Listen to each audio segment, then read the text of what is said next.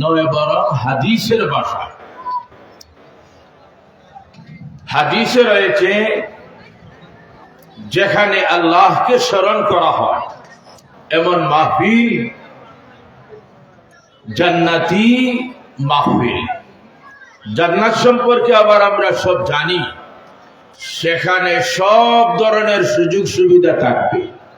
এই মাহফিল যদি হয় জান্নাতের বাগান, তাহলে সুযোগ সুবিধা সব পাওয়া তো দূরের কথা, সাধারণত যেগুলো আমাদের ঘরে হয় তাও এখানে পাওয়া যায় না।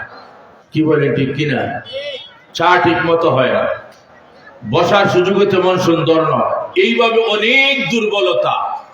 এরপরে এটা জান্নাতের বাগান হলো কিভাবে? কিভাবে নবীজি এটাকে জান্নাতের বাগান বলেন বুঝানোর জন্য উদাহরণ স্বরূপ মনে করেন, এইমাত্র কোনো মহিলা যদি চুলায় ডেক বসা, নিচে আগুন, পানি গরম, ডালা হলো চাউল, প্রশ্ন করেন কি পাক করতেছেন, উত্তর কি আসবে?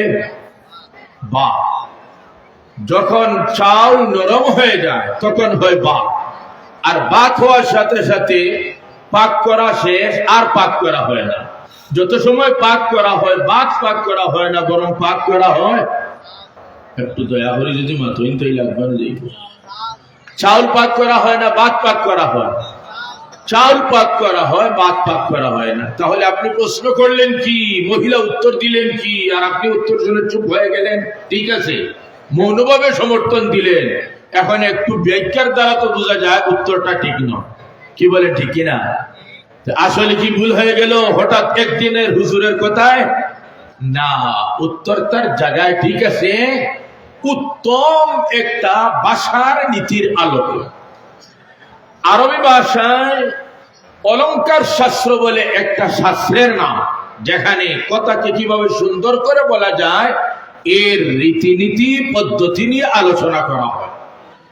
এই শাস্ত্রের একটা নীতিমালা নাম হলো মজাজে মায়াকুন। কোন একটা বস্তু বর্তমানে আছে এক অবস্থায়, তবে অদূর ভবিষ্যতে অন্য বস্তুতে রূপান্তরিত হয়ে যাবে। যে বস্তুতে অদূর ভবিষ্যতে রূপান্তরিত হবে, আগেই তাকে বলে দেওয়া যে এটা ওই বস্তু। এটাকে বলে মজাজে মায়াকুন। চাউল যদিও এখন পাক করা হচ্ছে, কিন্তু এই সামান্য সময়ের ভিতরে চাউল কি হয়ে যাবে? মাটিটা না, সামান্য সময়ের ভিতরে চাউল কি হয়ে যাবে? বা। তাই এই নিয়মের আলোকে, এই তো যেহেতু বাত হয়ে যাচ্ছে, তাই আগেই বলে দেওয়া হচ্ছে বাত পাক করতেছি। নবী সাল্লাল্লাহু আলাইহি ওয়াসাল্লামও এই নীতির আলোকে বলেন, আমার উম্মতরা জিকরুল্লাহর মাহফিলে বসো, কুরআন হাদিসের আলোচনার মাহফিলে বসো। এটা দেখার ক্ষেত্রে যদিও এখন জান্নাতি বৈশিষ্ট্যপূর্ণ নয়, অনেক দুর্বল, তবে এটা অদূর ভবিষ্যতে জান্নাতি রূপে রূপান্তরিত হয়ে যাবে। তাহলে বলেন না, এই ব্যাখ্যার আলোকে আমরা জান্নাতে বসা আছি কথা বলা যায় কি যায় না? বলে মাতিলেন না, জান্নাতে বসা আছি বলা যায় কি যায় না? বলা যায়। তাইলে আবারও কষ্ট না হলে বলেন না, একটু দেখি পারেন কি না জুড়ে। আলহামদুলিল্লাহ। আবার আর একটু বড় আওয়াজ করে বলেন আলহামদুলিল্লাহ। এইটা হলো কথার দ্বারা আল্লাহর কৃতজ্ঞতা প্রকাশ করা। কৃতজ্ঞতা প্রকাশ হয় তিন ভাবে। জবাব দিতে পারবেন কত ভাবে? তিন ভাবে। একটা হলো মুখের দ্বারা কৃতজ্ঞতা প্রকাশ করা, এর আগে হলো মূল মনে মনে স্মরণ রাখা। যেমন আল্লাহ যদি কোনো নিয়ামত দিয়ে থাকেন, এটা মনে মনে স্মরণ রাখবো, এটা আর কারো দান নয়, না মেম্বার সাহেবের, না চেয়ারম্যান সাহেবের, না এমপি সাহেবের, না মন্ত্রী সাহেবের। এরা বাহক হতে পারে, কিন্তু প্রকৃত নিয়ামতের দাতা কেউ নয়, একমাত্র স্মরণ লাগেন নিসাব। জুড়ে বলেন না, কেউ না, একমাত্র আল্লাহ। সব নিয়ামত আল্লাহ দিয়ে থাকেন, আসতে পারে বিভিন্ন বাহকের মাধ্যমে। এটা স্মরণ রাখা মনে মনে যে সবকিছু আল্লাহ দান করেন, এটা হলো মনের দ্বারা শুকর আদায় করা। তিন নম্বর হলো কাজের দ্বারা শুকর আদায় করা। যেমন আল্লাহ রাব্বুল আলামিন হাত দিয়েছেন, এটাকে গুনার কাজে না ব্যবহার করে নেক কাজে ব্যবহার করা। চক্ষু দিয়েছেন, কুদৃষ্টি না দেওয়া, সুদৃষ্টি দেওয়া। বাকশক্তি দিয়েছেন, মিথ্যা কথা, ভুল কথা, খারাপ কথা না বলে ভালো কথা বলা। কান দিয়েছেন, অবৈধ বস্তু না শুনে বৈধ বিষয় শোনা। এইভাবে যে অঙ্গ দিয়েছেন, কোন একটা অঙ্গকে অন্যায় গুনার কাজে ব্যবহার না করে নেক কাজে যদি ব্যবহার করা হয়, তাহলে এটা হলো কর্মের মাধ্যমে আল্লাহর শুকর আদায়। আর শুকর যদি আদায় করা হয়, আল্লাহ রাব্বুল আলামিন বলেন, নিশ্চয়তার সাথে আমি তোমাদের নিয়ামতকে বৃদ্ধি করে দিব। আমরা শুকর আদায় করলাম মুখে মনে, এখানে আল্লাহ বসার তৌফিক দিয়েছেন। যদি কাজের দ্বারাও শুকর আদায় করতেন, তাহলে শুকরটা পরিপূর্ণ হয়ে যায়। আশা করা যায় নিয়ামত আল্লাহ বৃদ্ধি করে দিবেন। একটু পারবেন সামনে অগ্রসর হয়ে আমলের দ্বারা প্রকাশ করতে যে আমরা নিয়ামত আল্লাহর পক্ষ থেকে প্রাপ্ত হয়েছি? সামনে অগ্রসর হতে পারবেন ইনশাআল্লাহ? একটু দেখেন, চেষ্টা করে শয়তানকে পিছনে ফেলা যায় কিনা। আল্লাহকে সন্তুষ্ট করার উদ্দেশ্যে আল্লাহর দিকে, আমার দিকে নয়, আল্লাহকে পাওয়ার দিকে, কোরআনের দিকে, হাদিসের দিকে, জিকিরের দিকে অগ্রসর হওয়া। আল্লাহ রাব্বুল আলামিন বলেন, নিশ্চয় আমি নিয়ামতকে বৃদ্ধি করে দিব। আল্লাহ যেন সঠিকভাবে আমাদেরকে বলা, সঠিকভাবে শোনা, সেই অনুযায়ী আমল করা এই তৌফিক দান করেন। কষ্ট না হইলে হোক একটু জোরে আমিন। আমি আয়াত তিলাওয়াত করেছি, যে আয়াত হলো 30 নম্বর পারা এর অন্তর্ভুক্ত সূরা আলা। যে সূরাটি শুরু হয়েছে সাব্বিহ ইসমা রাব্বিকাল আলা বলে, এশার নামাজে প্রায় এই সূরা শোনার সুযোগ হয় ইমাম সাহেবানগণের কাছ থেকে। এই সূরার 14 নম্বর আয়াত অক্ষরের দিক দিয়ে, শব্দের দিক দিয়ে, বাক্যের দিক দিয়ে অতি সংক্ষেপ, কিন্তু তার অর্থের ব্যাপকতা এত বেশি, বলতে বলতে, শুনতে শুনতে আমরা ক্লান্ত হয়ে যাব। এই আয়াতের ব্যাখ্যা শেষ হবে না। এজন্য চেষ্টা করব মাত্র কয়েক মিনিটের ভিতরেই সংক্ষিপ্তভাবে আল্লাহ রাব্বুল আলামিন আয়াতের আলোকে সারাংশমূলক কিছু কথা বলার জন্য তৌফিক দেন। আবার একটু কষ্ট না হলে বলেন আমিন। হাজিরিনে কেরাম, আয়াত তিলাওয়াত করেছি। আল্লাহ রাব্বুল আলামিন বলেন, কাদ আফলাহা মান তাযাক্কা, নিশ্চয় সফল কাম হয়েছে সে যে পবিত্রতা অর্জন করেছে। এই হচ্ছে আয়াতের অর্থ। অর্থ থেকে বুঝতেছেন আপনারা খুব ভালোভাবে যে আয়াতের মধ্যে দুইটা অংশ রয়েছে। প্রথম অংশ হলো সুসংবাদ, আর দ্বিতীয়াংশ হলো এই সুসংবাদ অর্জনের পন্থা বা শর্ত। সুসংবাদ যেটা দিয়েছেন আয়াতে, এটা হলো সফলতার সুসংবাদ, যেটা প্রকাশ করেছেন আল্লাহ রাব্বুল আলামিন আফলাহ এর দ্বারা। এর আগে এসেছে কাদ, যার অর্থ হলো নিশ্চয়, আর আফলাহ অর্থ সফল হয়েছে। দুইটাকে একত্রিত করে অর্থ দাঁড়ায় নিশ্চয় সফল কাম হয়েছে। এই যে আফলাহ শব্দ, এটা আবার গঠিত হয়েছে ফালাহ থেকে। এই ফালাহ শব্দ আবার আমাদের সবার জানা, অর্থ হয়তো জানা নয়। দৈনিক কমপক্ষে 10 বার শোনার সুযোগ হয় আযানের মাধ্যমে। হাইয়া আলাল ফালাহ, হাইয়া আলাল ফালাহ।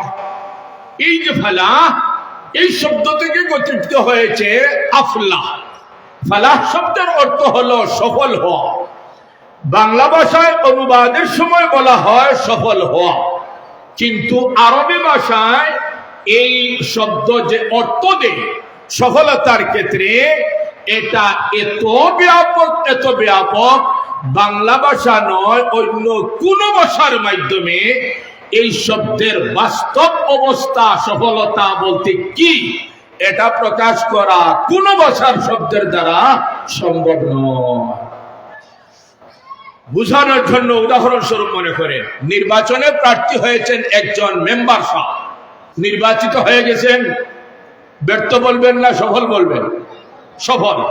চেয়ারম্যান সাহেব কয়েকজন দাঁড়িয়েছেন, একজন নির্বাচিত হয়েছে, উনিও সফল। এমপি সাহেব কয়েকজন দাঁড়িয়েছেন নির্বাচনে, একজন নির্বাচিত হয়ে গেছেন, উনিও সফল। সবই হলেন সফল, কিন্তু সফল বলে যাদের অবস্থা বোঝানো হচ্ছে তাদের অবস্থা সমান না পার্থক্য আছে? জুড়ে হোক, সমান না পার্থক্য আছে? একজনের সফলতার এরিয়া হলো মাত্র একটা ওয়ার্ড, আরেকজনের সফলতার অর্থ ও এরিয়া হলো মাত্র কয়েকটা ওয়ার্ড, এক ইউনিয়ন। আরেকজনের সফলতার এরিয়া হলো কয়েক ইউনিয়ন নয়, বরং টানা হওয়ার পরেও দুইটা টানা নিয়ে তার সফলতার এরিয়া। তাহলে সবই সফল, কিন্তু সফলতার এরিয়া সমান নয়, পার্থক্য আছে। সময়সীমা কি? চিরস্থায়ী নয়, বরং হয়তো আগামী নির্বাচনে ফের জনগণ প্রত্যাখ্যান করবে, আর জনগণ যদি উনাকে গ্রহণ করে তাহলে জনগণ এক সময় রাখতে পারবে না, আল্লাহ তাকে নিয়ে যাবে, হায়াত শেষ হয়ে যাবে, অথবা হায়াত আছে পথ চলে যাবে। এই হলো সফলতার বাংলা ভাষায় অর্থ। কিন্তু আরবি ভাষায় ফালাহ বলে যে সফলতাকে বোঝায়, এটা হলো দুইটা বৈশিষ্ট্য যদি পাওয়া যায় তাহলে এটাকে ফালাহ নামী সফলতা বলে। একটা বৈশিষ্ট্য হলো এমন সফল হওয়া যে এটা অর্জনের পরে আর কোনো আশা বাকি না থাকা, সব আশা পূরণ হয়ে যাবে। খেয়াল করছেন? সব আশা পুরা হয়ে যাওয়া, কোনো আশা আর বাকি না থাকা, এমন যদি হয় তাহলে এটা হলো সফলতার এক নম্বর অবস্থা। দুই নম্বর হলো সফলতা অর্জনের পরে এটা ক্ষণস্থায়ী হয় না, চিরস্থায়ী হয়, এমন যে কোনো দিন এটা আর হাত ছাড়া হবে না। সফলতা এমন সব আশা পুরা হয়ে যায়, সফলতা এমন এটা চিরস্থায়ী হয়ে যায়। এই দুইটার সমন্বয়ে যে সফলতা অর্জন হয় এটার নাম হলো ফালাহ নামী সফলতা।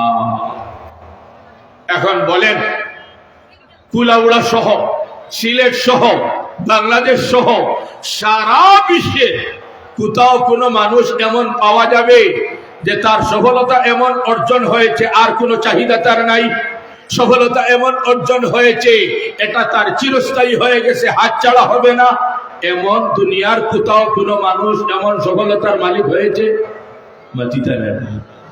এমন সফলতার মালিক হয়েছে না।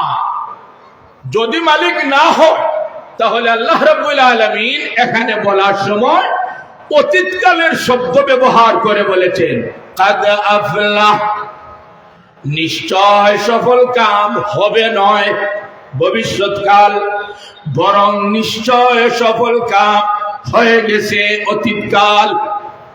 যখন সফল কাম হয়ে গেছে অতীতকাল, তাহলে তো এমন সফলতা অর্জনকারী ব্যক্তিকে হয়তো কুলাউড়া পেতে হবে, অথবা সিলেট পেতে হবে, অথবা বাংলাদেশে পেতে হবে, বিশ্বের কোথাও পেতে হবে। যদি বিশ্বের কোথাও নাই হয় তাহলে আল্লাহ বলেন সফলতা অর্জন করে ফেলেছে, সফল হয়ে গেছে। বাস্তবে আমরা কোথাও পাই না, তাহলে আল্লাহ বলেন কি আর বাস্তবে কি? প্রশ্নটা পরিষ্কার হয়েছে? শুনে, এই যে ফালাহ নামী সফলতা, চিরস্থায়ী হওয়া, পরিপূর্ণ হওয়া, আশা বাকি না থাকা, এটা অতীতে পাওয়ার বিষয় নয়, এটা পাওয়া হবে ভবিষ্যতে আখিরাতে জান্নাতের মধ্যে। এই যদি হয় অর্থ, ফালাহ নামী সফলতা আখিরাতে পাওয়া যাবে, জান্নাতে পাওয়া যাবে, ভবিষ্যতে পাওয়া যাবে, তাইলে আল্লাহ অতীতকালের শব্দ কেন ব্যবহার করেন? যে সফলতা তার অর্জন হয়ে গেছে, সফল কাম হয়ে গেছে, অতীতকালের শব্দ কেন ব্যবহার করেন? মুফাসসিরিনে কেরাম এর জবাব দিতে গিয়ে বলেন, হে কুলাউড়াবাসী, হে দুনিয়াবাসী, আল্লাহ রাব্বুল আলামিন সকলকে অতীতকালের শব্দ বলে এটা বুঝাইতে চান। ফালাহ নামী যে সফলতা, অর্থাৎ যেটা অর্জনের পরে আর কোনো চাহিদা বাকি থাকে না, সব পূরণ হয়ে যায়, এটা চিরস্থায়ী হয়। এটা যদিও অসাধারণ, এটা পাওয়া হবে আখিরাতে জান্নাতের মধ্যে, তাতে কোনো সন্দেহ নাই। যেমন ভাবে অতীতকালের বিষয় ঘটে গেলে ঘটলো কিনা তাতে কোনো সন্দেহ নাই, ভবিষ্যৎকালের বিষয় হয় কি হবে সন্দেহ থাকে। অতীতকালের বিষয় হইলে গেলে কোনো সন্দেহ নাই, যা হওয়ার হয়ে গেছে। অতীতকালের বিষয় হলে যা হওয়ার হয়ে গেছে, সন্দেহ মুক্ত। ঠিক তেমনি ভাবে ফালাহ নামীর সফলতা তোমরা একদিন আখিরাতে জান্নাতের মধ্যে পাবে, তাতেও কোনো সন্দেহ নাই। এই সন্দেহ মুক্ত অবস্থা বোঝানোর জন্য আল্লাহ রাব্বুল আলামিন অতীতকালের শব্দ ব্যবহার করেছে। উত্তরটা আরেকটু পরিষ্কার করার জন্য উদাহরণ দিতেছি, আমার সাথে আছেন আপনারা? মনে করেন মার গর্ভে সন্তান ভূমিষ্ঠ এখনো হয় নাই, সন্দেহ আছে, ছেলে হবে না মেয়ে হবে, ছেলে হবে না মেয়ে হবে, ছেলে হবে না মেয়ে হবে, বলেন না ঠিক কি ঠিক না? সন্দেহ। কিন্তু ভূমিষ্ঠ হয়ে গেল, হওয়ার পরই এখন আর কি সন্দেহ আছে যে ছেলে হবে না মেয়ে হবে, ছেলে হবে না মেয়ে হবে? এখন আর কোনো সন্দেহ নাই, যা হওয়ার হয়ে গেছে। হয়তো সন্তান ছেলে, কোনো সন্দেহ নাই, অথবা মেয়ে, কোনো সন্দেহ নাই। ভূমিষ্ঠ হওয়ার আগ পর্যন্ত ভবিষ্যৎ সন্দেহ আছে, কি হবে কি হবে কি হবে। আল্লাহ রাব্বুল আলামিন ফালাহ নামী সফলতা বোঝানোর জন্য অতীতকালের শব্দ ব্যবহার করে দুনিয়াবাসীকে এটা বুঝাইতে চান। ফালাহ নামী সফলতা যদিও এটা অসাধারণ, তবে অবাস্তব নয়। হে আমার বান্দারা, ভবিষ্যতে এটা তোমরা পাবে জান্নাতে, এটা এত সুনিশ্চিত। যেমন অতীতকালের বিষয় হয়ে গেলে কোনো সন্দেহ নাই, যা হওয়ার হয়ে গেছে, সন্দেহমুক্ত বিষয় এটাই। জান্নাতে এই ফালাহ নামী সফলতা পাবে, তাতেও তোমাদের কোনো সন্দেহ করার সুযোগ নাই। কথাটা সাফ হয়েছে না? সাফ। এখন আসেন, এই ফালাহ নামী সফলতা এত বড়, জান্নাতে পাওয়া যাবে, ব্যাখ্যা যদি দেওয়া হয় জান্নাতে, তাহলে এটা আমাদের অনেকের খুব ভালো জানা, সংক্ষেপ পরিচয়। জান্নাতে যা চাওয়া হবে তা পাওয়া হবে। এজন্য জান্নাতের বিবরণ না দিয়ে এটা পাওয়া যায় কিভাবে, পন্থা কি, শর্ত কি, এটা যদি একটু ব্যাখ্যার সাথে আলোচনা করা যায়, জানা যায়, সাথে নিয়ে যাওয়া যায়, মনে রাখা যায়, আর আমল করা যায়, তাহলে আমাদের জান্নাতের এই সুযোগ সুবিধা, ফালাহ নামী সফলতা অর্জন হয়ে যাবে। আল্লাহ রাব্বুল আলামিন শর্ত বলতেছেন, পন্থা বলতেছেন পরে। মান তাযাক্কা, ফালাহ নামী সফলতা অর্জন করবে ওই মানুষ যে পবিত্রতা অর্জন করবে। মান তাযাক্কা, যারা তাজকিয়া অর্জন করবে, পবিত্রতা অর্জন করবে, তারা ফালাহ নামী সফলতা অর্জন করবে। এই তাজকিয়া বা পবিত্রতা অনেক প্রকার, তবে এখানে তাজকিয়া বলে যে পবিত্রতা বোঝানো হয়েছে, এটার এক ব্যাখ্যা হলো 4 প্রকার অপবিত্রতা থেকে যে ব্যক্তি মুক্ত হয়ে যায়, সে তাজকিয়া নামী পবিত্রতা তার অর্জন হয়ে যায়। খেয়াল করার সাবধান। 4 প্রকার অপবিত্রতার মধ্যে থেকে 1 নম্বর হলো ভ্রান্ত আকীদা, যেটা হলো এক প্রকার অপবিত্রতা। এটা থেকে মুক্ত হতে হবে। আকীদা ঠিক নয়, আল্লাহ নাই না আছেন এই সম্পর্কে ধারণা নাই, ভ্রান্ত আকীদা। আল্লাহ আছেন একজন নয়, কয়েকজন, ভ্রান্ত আকীদা। এইভাবে যদি আল্লাহ সম্পর্কে ধারণা ঠিক না হয়, তাহলে এই ব্যক্তির আকীদা বলা হবে ভ্রান্ত, অপবিত্র, নাপাক। পরিষ্কার ভাষায় আল্লাহ রাব্বুল আলামিন এক আয়াতে বলেন, ইয়া আইয়ুহাল্লাযীনা আমানু ইন্নামাল মুশরিকুনা নাজাস। হে কুলাউড়াবাসী, বিশ্ববাসী ইমানদার বান্দারা শোনো, মুশরিক যারা তারা হলো নাপাক। ইন্নামাল মুশরিকুনা নাজাস। এই নাজাস শব্দটা আমাদের ভাষায় বলেন, বিশেষ করে সিলেটি ভাষায় ব্যবহার হয়। ইন্নামাল মুশরিকুনা নাজাসটা একটু এমালা, নুনের উপর জবরকে এমালার সাথে একটু অস্পষ্টতার সাথে আমরা বলে থাকি নজস। নজস সিলেটি ভাষায় এটা ব্যবহার হয়তো হয় না।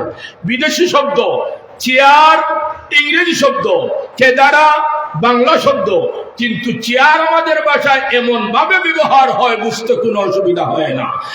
নাজাস সঠিক উচ্চারণ, এটা একটু বিকৃত উচ্চারণের মাধ্যমে আমাদের ভাষায় ব্যবহার হয়। আমরা নাজাসের পরিবর্তে বলি নজস। এই নজস যেটা, এর অর্থ হলো নাপাক। আল্লাহ বলতেছে, শোনো বিশ্বাসী বান্দারা, মুশরিক যারা তারা হচ্ছে নাপাক। কেন, কোন কারণে নাপাক? আল্লাহ সম্পর্কে ধারণা ঠিক নয়। আল্লাহ একজন না বলে আরো অনেককে শরীক করে, মুশরিক হওয়ার কারণে তারা হয় নাপাক। আয়াত দ্বারা তাহলে পরিষ্কার, আকীদা যদি ঠিক না হয় তাহলে মানুষ কি হয়ে যায়? নাপাক, অপবিত্র হয়ে যায়। এই হলো এক প্রকার। দ্বিতীয় প্রকার হলো, যদি মানুষ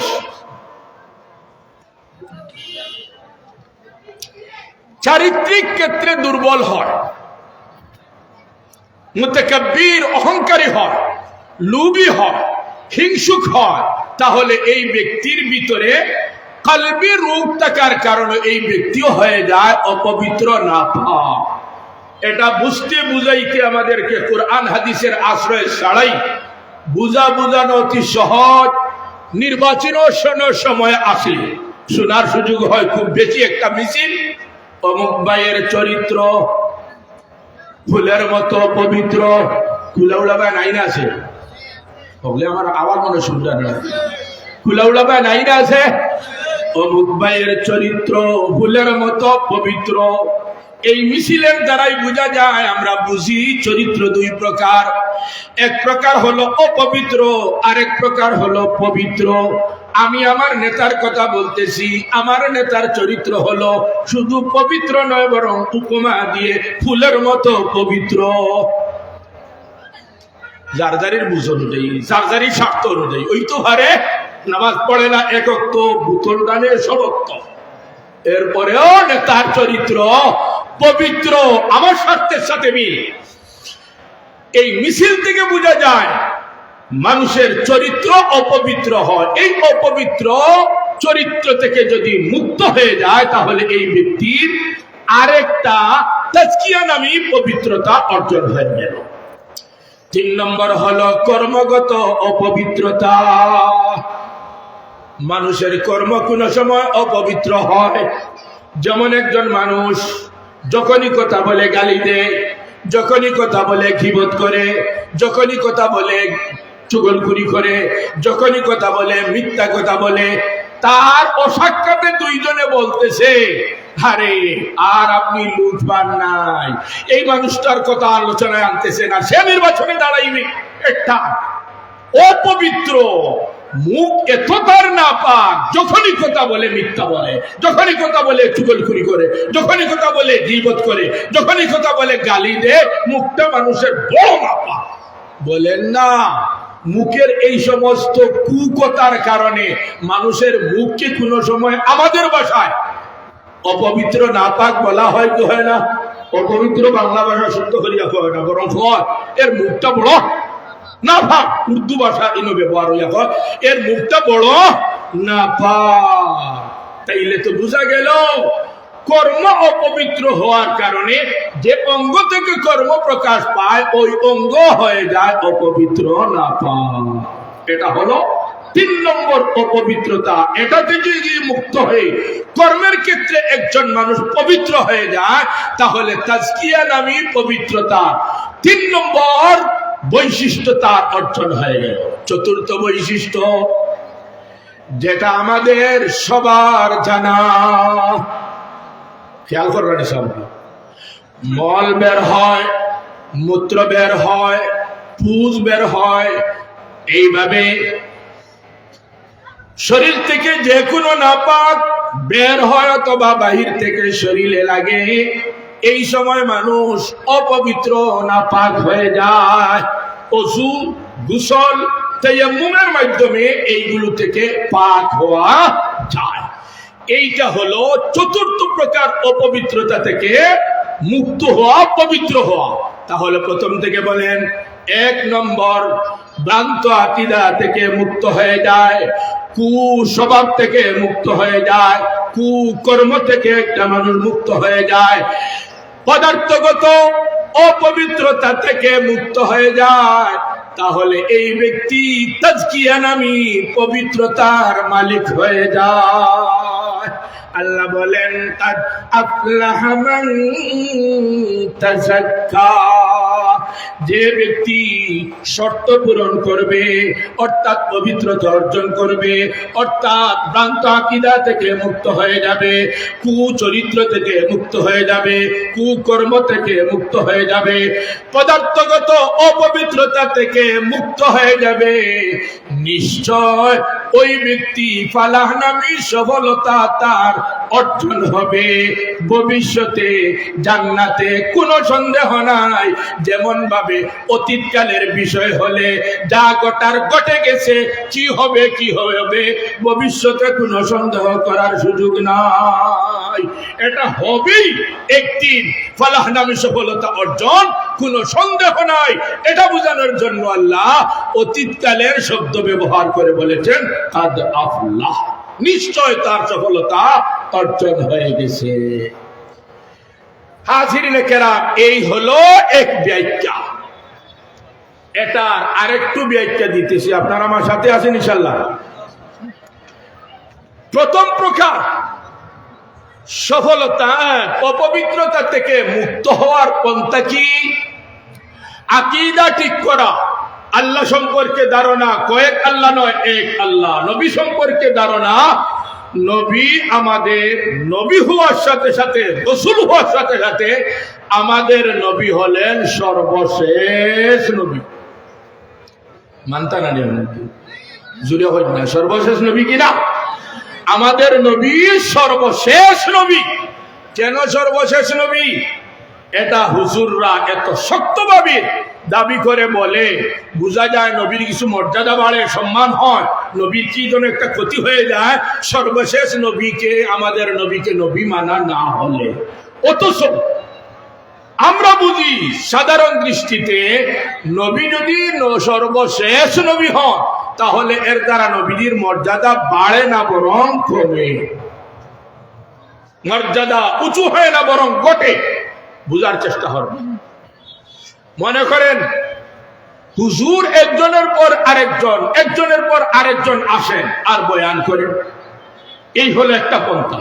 আর আরেকটা পন্থা হলো এমন একজন হুজুর আসলে উনি আসার পরে আর কেউ স্টেজে আসে না, কেউ বয়ান করে না, শেষে যিনি আসলো উনি আসার কারণে কেউ আসে না। এটার দ্বারা আমাদের লাভ হলো না ক্ষতি হলো? এক হুজুর আসার পরে যদি আর কেউ আসে না, হুজুররা আসলে নসিহত করবেন, ওয়াজ করবেন, শুনবো, লাভ হবে, সওয়াব হবে, জ্ঞান অর্জন হবে। এই কোন হুজুর উনি আসার পরে আর কেউ আসলো না, তাইলে সওয়াব থেকে, ইলম থেকে বঞ্চিত হলাম। উনার দ্বারা তো আমাদের ক্ষতি হলো, লাভ হলো না। যার দ্বারা ক্ষতি হয় উনি ভালো নয়, বরং উনি বিপরীত। নবী সাল্লাল্লাহু আলাইহি ওয়াসাল্লাম যদি সর্বশেষ নবী হন, তাহলে এর অর্থ সৃষ্টির সেরা ভালো মানুষ উলাইকাল্লাযীনা আন'আমাল্লাহু আলাইহিম মিনান নাবিয়্যিন ওয়াস-সিদ্দীকিন ওয়াশ-শুহাদা'i ওয়াস-সালিহিন। ভালো মানুষের তালিকা আল্লাহ এখানে উল্লেখ করেছেন। সবচেয়ে ভালো যারা, তারা হলো আম্বিয়ায়ে কেরাম। আমাদের নবী যদি সর্বশেষ নবী হন আর উনি আসার কারণে নবীগণের আগমন বন্ধ হয়ে যায়, এর অর্থ ভালো মানুষের আগমন বন্ধ হয়ে যায়, তাহলে তো এর দ্বারা বোঝা যায় লাভ হলো না বরং ক্ষতি হলো। কিতা হয় সাহেব? প্রশ্নটা বুঝাইছেনি, শুনেন জবাব। এক হলো একজনের আসার কারণে আর কেউ আসে না, অবস্থা এমন যে উনি যা নিয়ে এসেছে আমাদের জন্য, যেমন বন্যার্ত এলাকা, ত্রাণ নিয়ে আসে মানুষ, গাড়ির পর গাড়ি, গাড়ির পর গাড়ি, একজনের পর আরেকজন। একজন আসলো আর আসার পরে কেউ আসে না, আর উনি যা নিয়ে আসলো এমন স্বল্প, এটার দ্বারা আমাদের চাহিদা পুরা হয় না। উনি আসলো, যা দিল আমাদের চাহিদা পুরা হলো না, আরো আসলো, এটা বন্ধ হয়ে গেল, আর কেউ আসে না। যা দিল চাহিদা পুরা হলো না, আর কেউ আসে না ত্রাণ নিয়ে, তাহলে আমাদের চাহিদাটা অসম্পূর্ণ অবস্থায় থাকলো, ক্ষতি আর ক্ষতি, কষ্ট আর কষ্ট।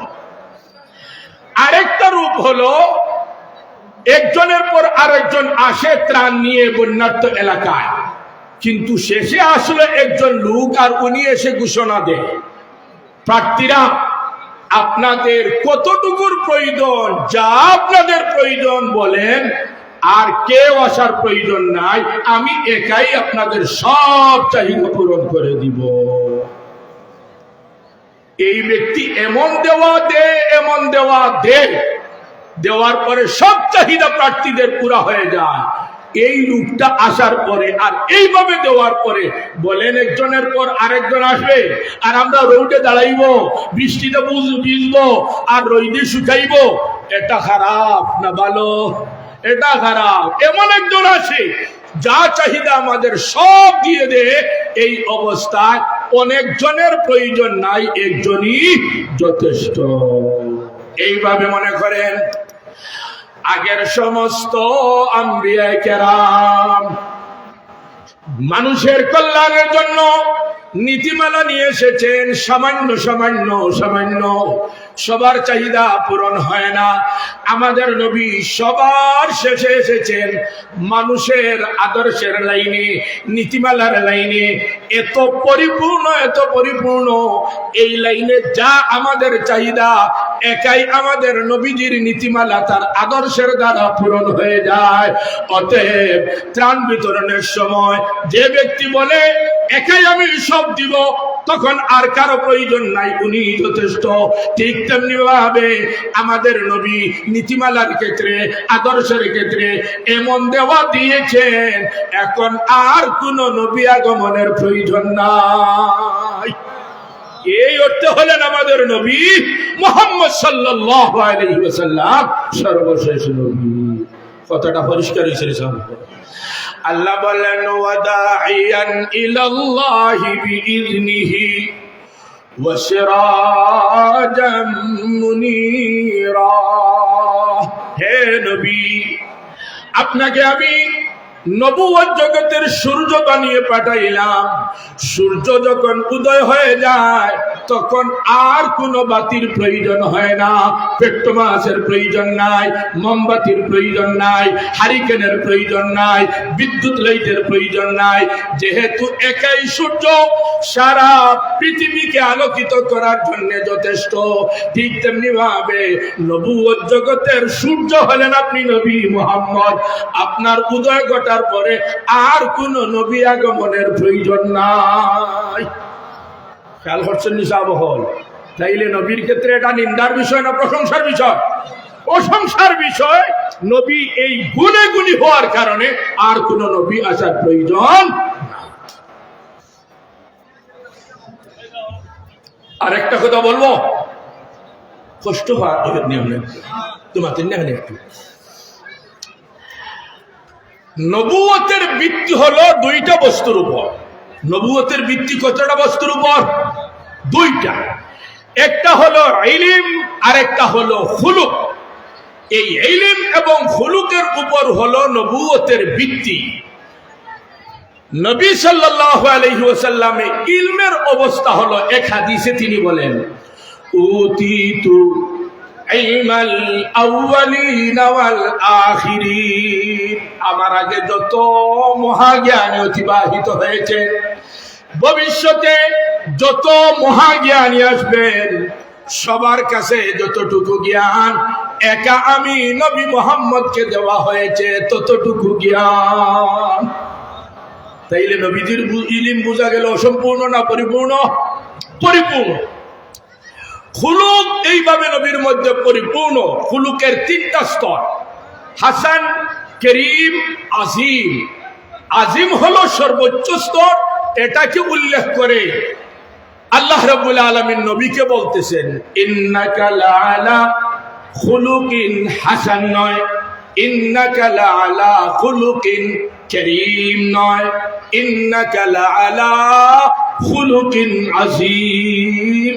স্বভাব চরিত্র খুলুকের ক্ষেত্রে সর্বোচ্চ পরিপূর্ণ খুলুক আমি আল্লাহ তুমি নবীকে দান করেছি।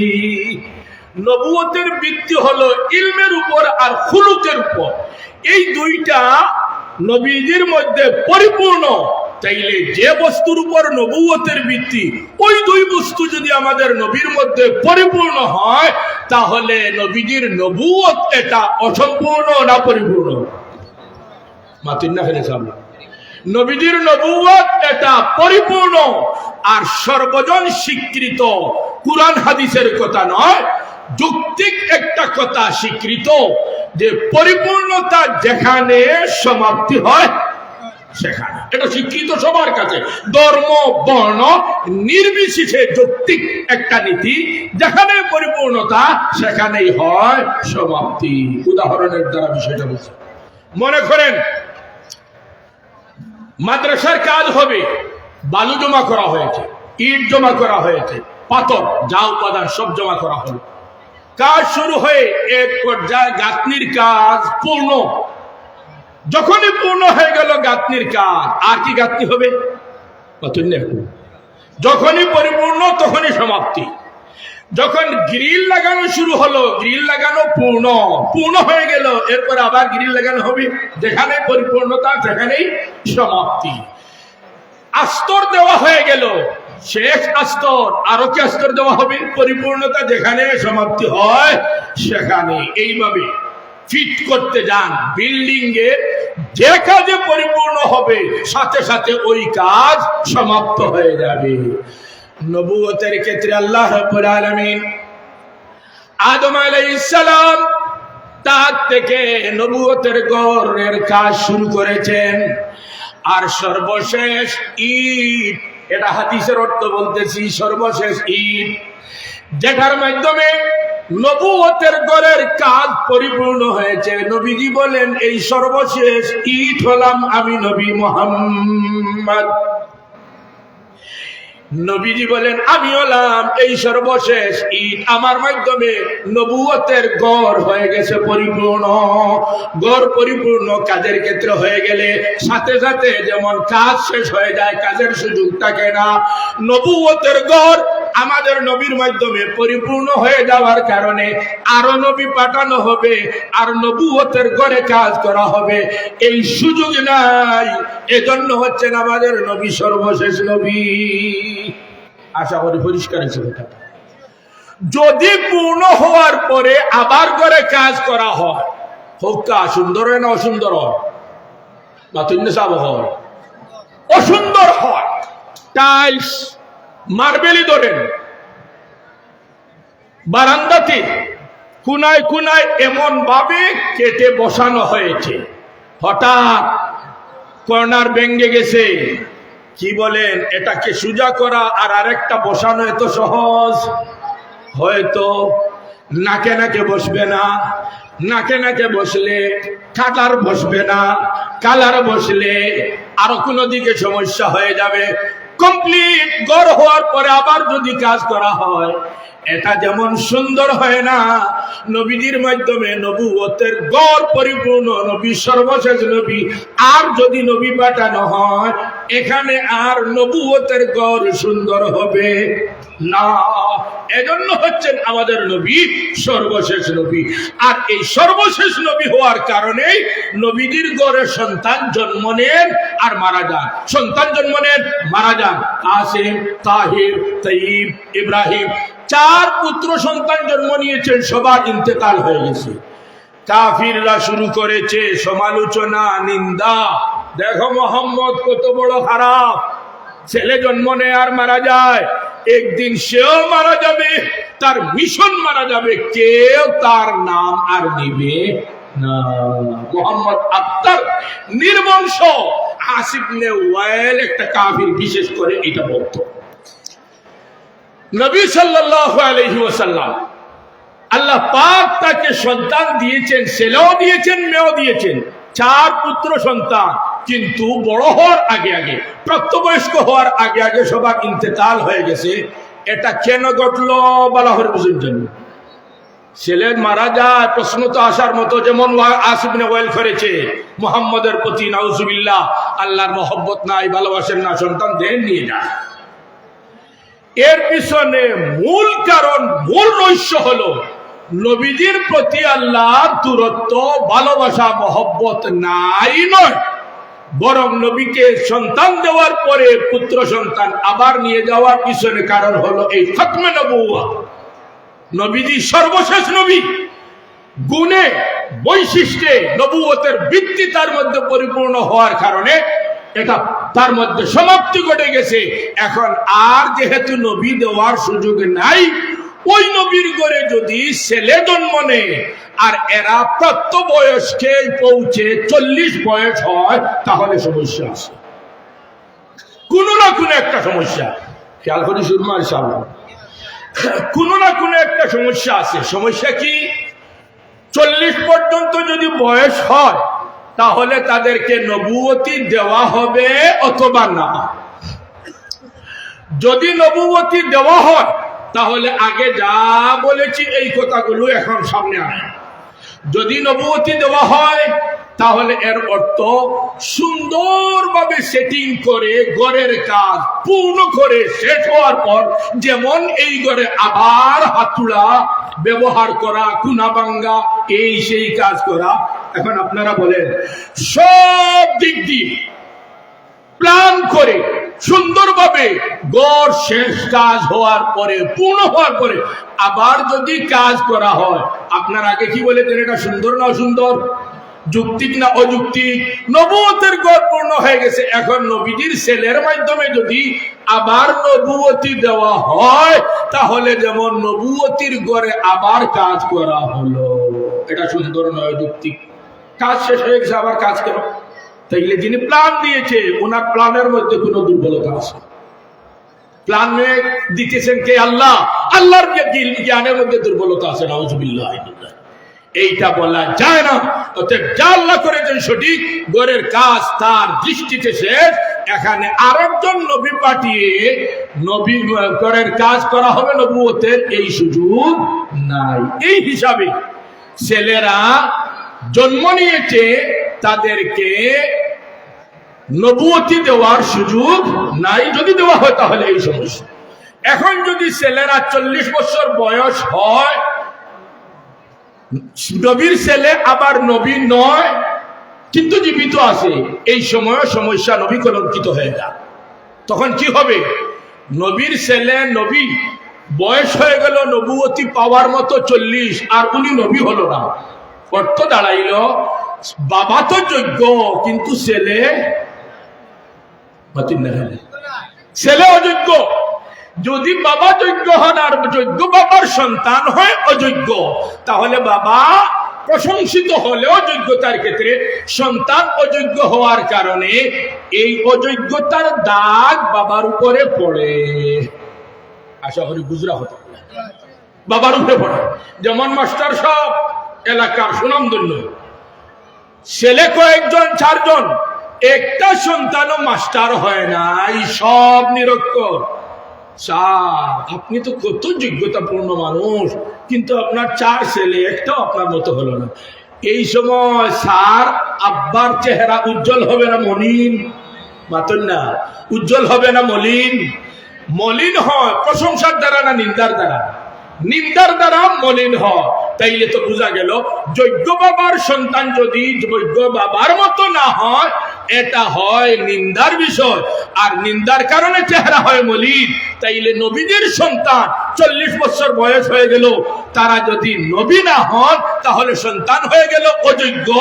অযোগ্য সন্তানের পিতা হওয়ার কারণে নবী যদিও সরাসরি প্রশংসিত, কিন্তু অযোগ্য সন্তানের পিতা হিসাবে নিন্দনীয়।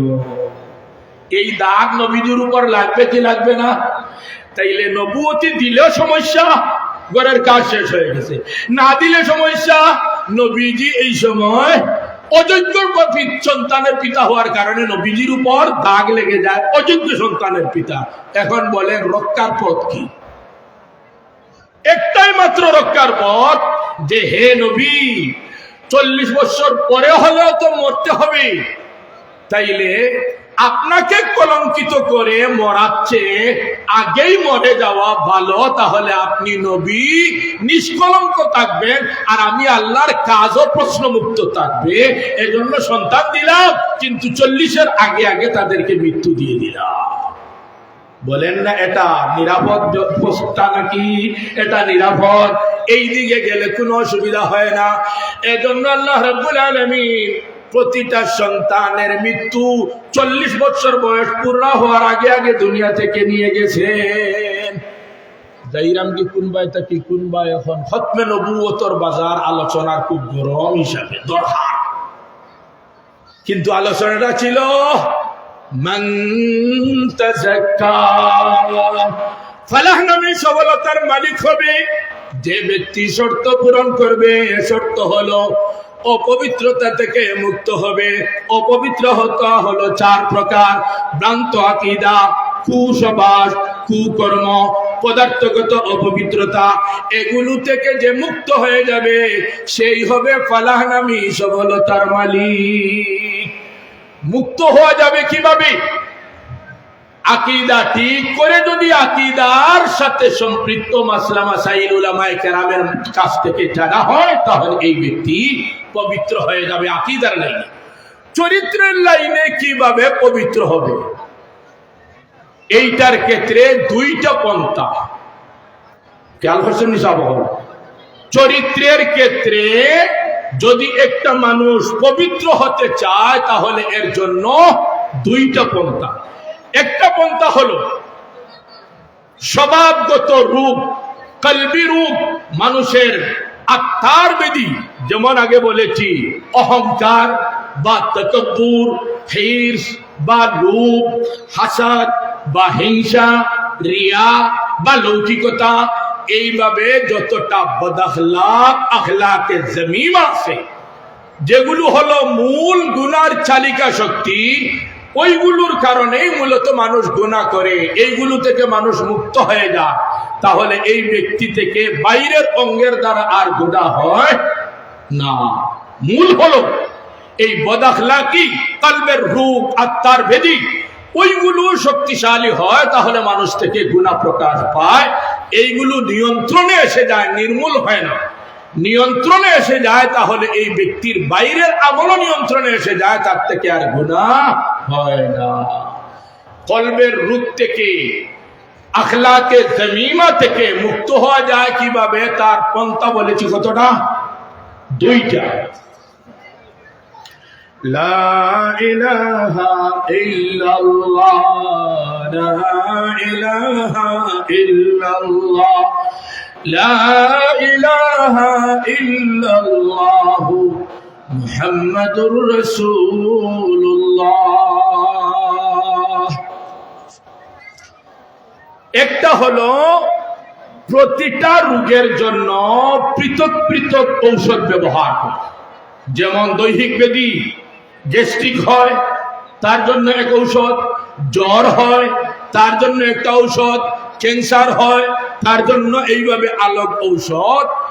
রুহানি ব্যাধি, আত্মার ব্যাধি, যেগুলোর নাম বারবার বলতেছি, এইগুলোর জন্য রয়েছে এইভাবে পৃথক পৃথক মেডিসিন, পৃথক পৃথক ঔষধ। এইগুলোর মাধ্যমে ব্যবহার করার দ্বারা একজন মানুষ রুহানি ব্যাধি থেকে মুক্ত হতে পারে। উদাহরণস্বরূপ একটা মেডিসিনের কথা বলতেছি, সবচেয়ে মারাত্মক কলবের ব্যাধির মধ্যে থেকে যেটা, এটা হলো তাকাব্বুর। এটা কি? তাকাব্বুর, অহংকার। এটা হলো সবচেয়ে বেশি মারাত্মক। সাধনার মাধ্যমে সবচেয়ে পরে যেটা দূর হয়, এই ব্যাধি হলো, এই রোগ হলো তাকাব্বুর বা অহংকার। এটা সবচেয়ে পরে দূর হয়, এটা সবচেয়ে মারাত্মক, সবচেয়ে কঠিন। এইটা সৃষ্টির পিছনে কারণ বা ভিত্তি হয় নিয়ামত বা বলেন গুণ। কোন মানুষকে আল্লাহ রাব্বুল আলামিন নিয়ামত দান করেন, তার মধ্যে কোনো গুণ হয়, তাহলে তার ওই আল্লাহ প্রদত্ত নিয়ামতের কারণে দুইটা প্রতিক্রিয়া তার মধ্যে সৃষ্টি হতে পারে। একটা হলো নিয়ামত পাওয়ার পরে সে বলতেছে এটা আমার আমার আমার আমার। বিদ্যা অর্জন করেছি আমি মেধাবী হওয়ার কারণে, মাল জমা করেছি আমি শ্রম দেওয়ার কারণে, পদ লাভ করেছি আমি চেষ্টা করার কারণে। যা কিছু নিয়ামতের মালিক হয় সে তার দিকে সম্পৃক্ত করে বলে এটা আমার অর্জন, এটার মালিক। এইভাবে বলার সময় এই ব্যক্তির মধ্যে যেটা অ্যাকশন হবে নিয়ামতের, এটাই হলো তাকাব্বুর। এটা কি তাকাব্বুর?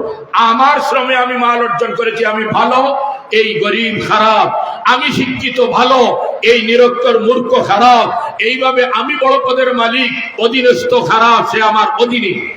আরেকজনের তুলনা নিজের মধ্যে কোনো গুণ অথবা নিয়ামত তুলনামূলক বেশি দেখার পরে নিজেকে তুলনামূলক ওই ব্যক্তির চেয়ে ভালো শ্রেষ্ঠ বলে দেওয়ার নামই হলো অহংকার, তাকাব্বুর। সৃষ্টি হয় কোন সময়? যখন আমার আমার বলবে ওই সময়।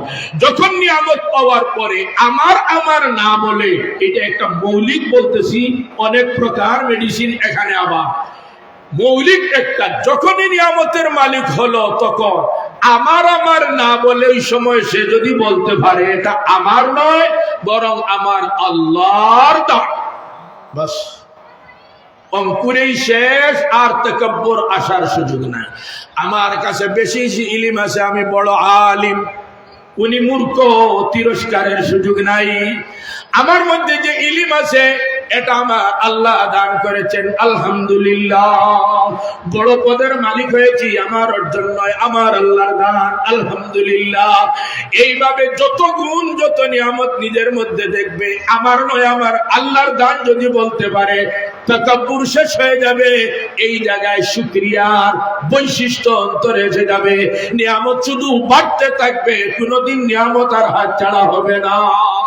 আর যদি আমার আমার বলে তাহলে এই সময় হয়তো ব্রেন স্ট্রোকের মাধ্যমে সব বিদ্যা একসাথে দিলি, খেয়াল করছেন, অথবা হার্ট অ্যাটাকের মাধ্যমে যা সম্পদের মালিকানা চিকিৎসায় সব শেষ।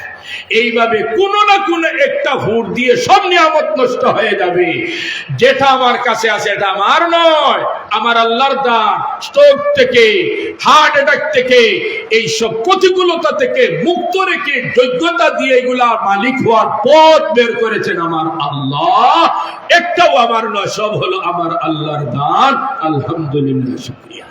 নিয়ামত বাড়বে আর আমার আমার বললে রিঅ্যাকশন অহংকার। মান তাকাব্বারা ওয়াজাহুল্লাহ, যে তাকাব্বুরি করে, অহংকার করে, এক সময় হচ্ছে সবার দৃষ্টিতে এমন নিকৃষ্ট হয়, কুকুর এবং শুয়োর থেকেও এই ব্যক্তি মানুষের দৃষ্টিতে আরো নিকৃষ্ট হয়। মান তাকাব্বারা ওয়াজাহুল্লাহ হাত্তা লাহু আহওয়ানু আলাইহিম মিন কালবিন আও ফিনজির। হাজিরিন কেরাম, এটা হলো একটা মেডিসিন, বের করার সুযোগ নাই। এক একটার জন্য এক একটা পৃথক পৃথক। আরেকটা হলো সব অন্তরের ব্যাধির জন্য একটা মেডিসিন ব্যবহার করা, যেটাকে বলবেন চিকিৎসা শাস্ত্রের আলোকে ভিটামিন। যেমন A to Z, A to Z যদি ভিটামিন হয় তাহলে এও আছে, বিও আছে, সিও আছে, সব ভিটামিন এর মধ্যে আছে। এইভাবে আত্মার ব্যাধি দূর করার জন্য একটা মেডিসিন ব্যবহার করা যার ভিতরে সব শক্তি ভিটামিন আছে, আর এটা হলো জিকির। এটা কি একটু কন্যা সাবার, এটা কি জিকির। জিকির যদি বেশি করে করা হয় তাহলে এর মাধ্যমে আত্মার ব্যাধি দূর হয়ে যায়। এই অধিক পরিমাণে জিকিরের পন্থা হলো প্রাথমিক যত জায়গায় যত মসনুন দোয়া নবী সাল্লাল্লাহু আলাইহি ওয়াসাল্লাম থেকে রয়েছে, জায়গায় জায়গায় ওই দোয়াগুলো আদায় করা। খেয়াল করছেন নি? ঘুম থেকে জাগ্রত হওয়ার পরে আলহামদুলিল্লাহ, যাওয়ার নিদ্রা যাওয়ার সময় আল্লাহুম্মা বিইসমিকা আমুতু আহইয়া। এইভাবে জায়গায় জায়গায় যা দোয়া ওইগুলো পড়া যদি হয়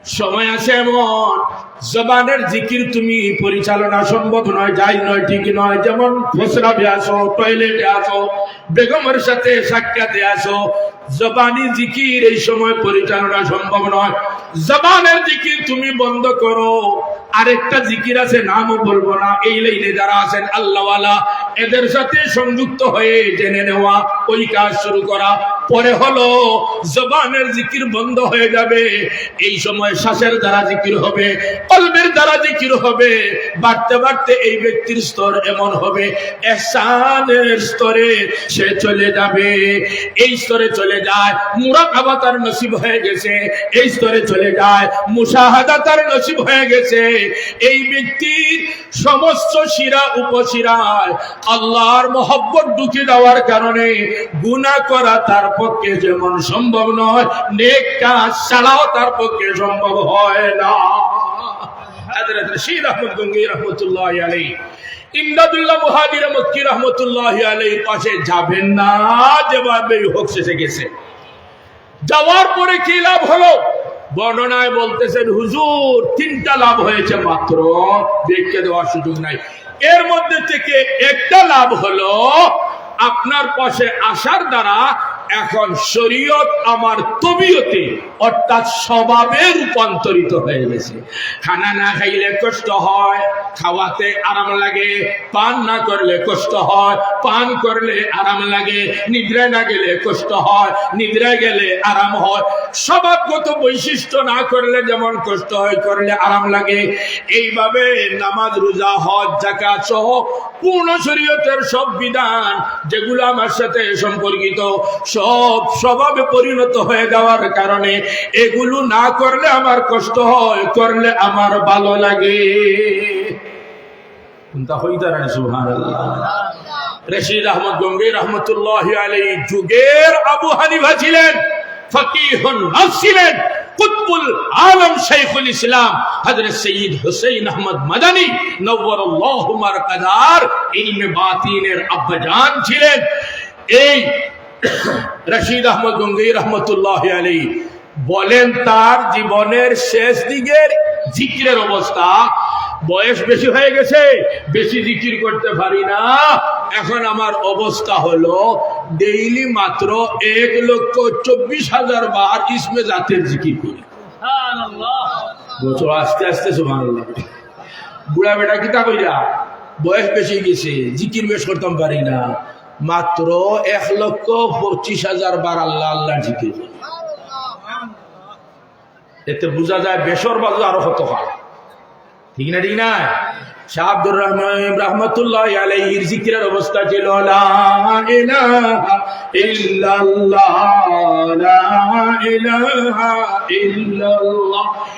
এইভাবে একসাথে বলতেন 200 বার।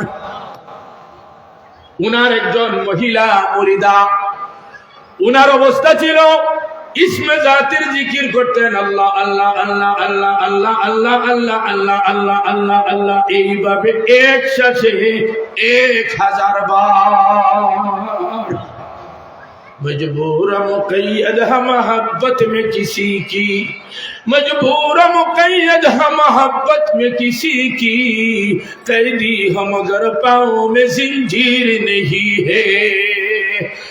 गुप्त मश्क नाम लैला भी गुनाम, खातिर कुदरत सलीमी दहम। প্রেমের সংযোগ যদি আল্লাহর সাথে হয়ে যায় তাহলে এই ব্যক্তি 1,24,000 বার ডেইলি 24,000 বার প্রাইমারি পর্যায়ে।